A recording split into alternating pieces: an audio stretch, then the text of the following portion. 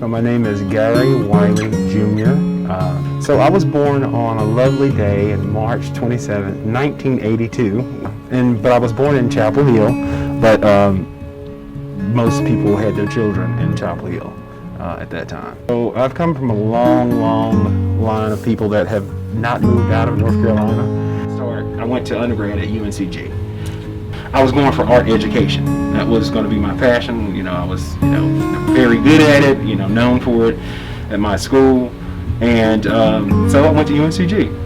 But during that time, I worked in what we call behavioral health.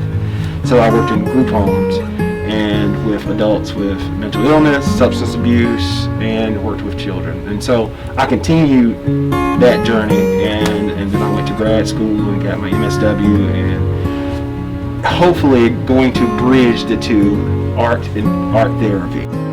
The founder of this organization was Miss Jane Sellers, the late Miss Jane Sellers, who has known me all my life. And around 2007, I was working with the NAACP as the local youth chair for that at that time. I was sending out letters looking for donations, and I said, well, I can volunteer. And so I began to volunteer with her doing that and setting up programs, and basically, we did that for a couple of years, and then we kind of slowed down with that. And she just said, hey, we're going to take a different approach. We're going to hold back on the Teen SSC and kind of migrate to the African American Cultural Arts and History Center. So we started off as just a planning group, all of us together, and basically, started doing the work. And we're here to capture the stories and the history, because that's how we bridged with the youth. A lot of the youth didn't know the history of the area. Me being one of them, a native Burlington, person, and didn't know that we had some people who, went on to do very great things. Ms. Jane asked me to be the board president for the organization, and in essence, run the board, and govern it. Which I said, oh, I can do that. And we just started from there. The work had begun, but Miss Jane and I had a special relationship. We were always together doing some activity or doing some fundraiser for the organization, this organization and others. So yeah, it was important to me because I think that we are preserving history. We are actually taking these stories that are forgotten, and we are basically sharing them with the greater community. And not only the greater community, our youth, because that was the important part. My son being one of them.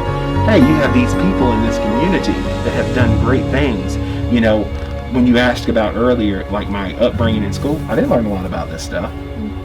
We had maybe one African American experience class, I think it was called, and that was my senior year in high school. They had just made that class, and we didn't learn a whole lot about that. That would have been beneficial to little brown and black girls and boys, everybody of every race. It would have benefited everyone, to have heard some history and actually tell history in a perspective that is closer to reality.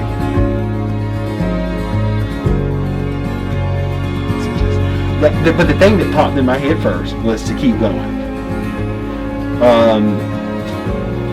I think that is significant to me because when the founder here was transitioning, one of the things that she told us was, don't stop the work, keep going.